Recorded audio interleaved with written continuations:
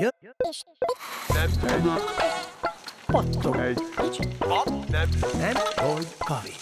Jönnek, nem. Se nem kifli, se nem kukac. Simán kufli. Hogy Ezt mondogasd.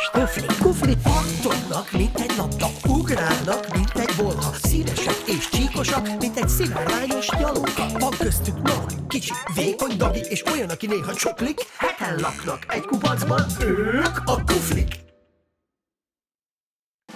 Gyűjtsél te is, fityircet!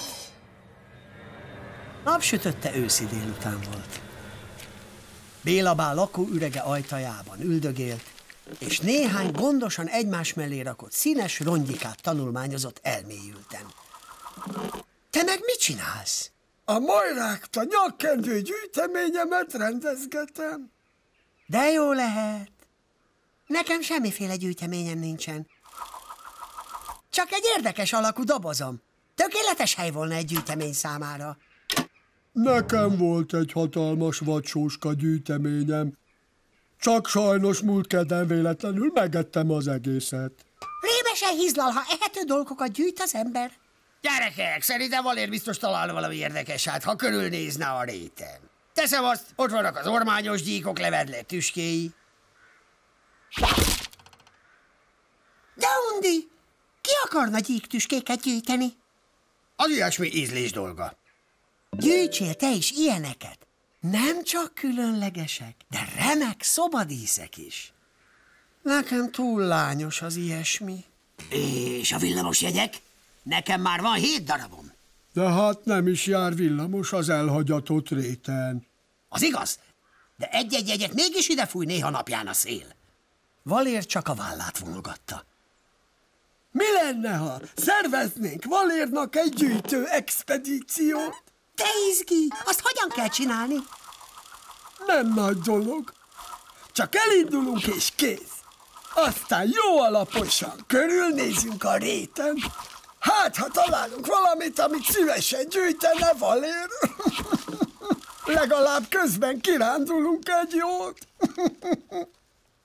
Mivel gyűjtő expedícióról volt szó, Hilda vitt magával egy hálós bevásárlószatyrot, Pofánka egy rózsaszínű hátizsákot, Béla egy öreg bőröndöt, Titus egy sporttáskát, Zödön egy zsákot, Valér a furcsa alakú dobozát, Fityirc pedig... Tényleg, hol van Fityirc? Fityirc, Fityirc! Kiabálták a kuflik, de válasz nem érkezett. Biztosan valami más dolga akadt. Így aztán Fityirc nélkül indultak el.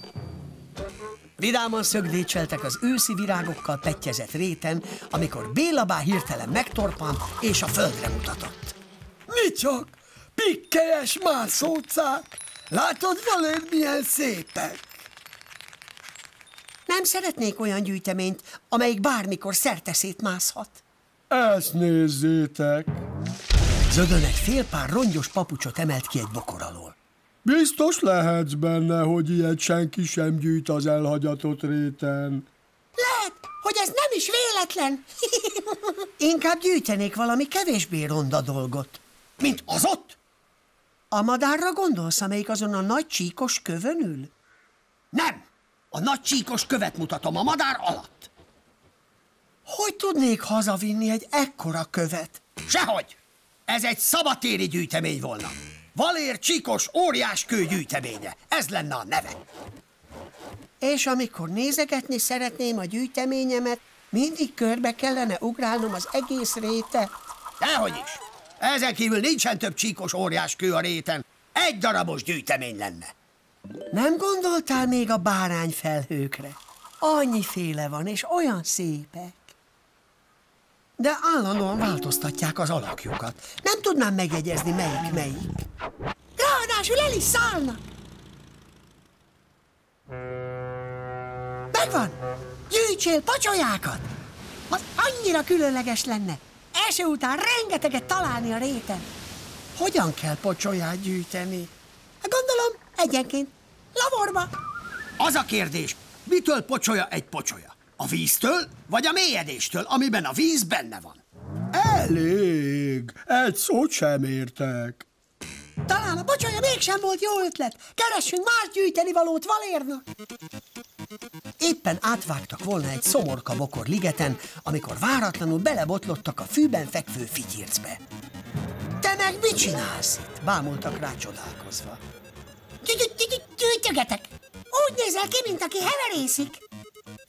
Ötleteket heverészve is lehet gyűjtögetni. Azt meg hogy kell? Egyszerű. Csak bámulom az eget, és közben eszembe jut ez az. Egy rugos, bögre görbítő, egy lepkel lebegtette lila léghajó, vagy éppen egy csavarmenetes mion kinyomó. Aztán mit csinálsz velük? Elteszem a többi ötletem közé. Hova? Egy boltba, vagy ilyesmi? A fejemben bőven van ez ilyesminek. Ez nagyon jól hangzik. Én is ötleteket akarok gyűjteni. Azt mondtad, olyasmi nem érdekel, amit más is gyűjt. De hát nekem egészen más ötleteim lesznek. Ez igaz. Valér megtalálta hát, amit akart. Viszont nem sokára ránk esteledik, barátaim. Irány a kupacunk. A kuflik elindultak hazafelé. Kár, hogy mi végül üres kézzel jöttünk haza.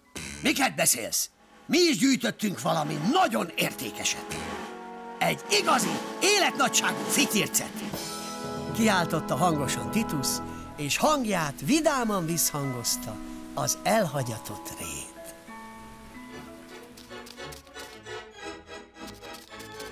Azt hiszem, én a saját lábnyomaimat fogom gyűjteni.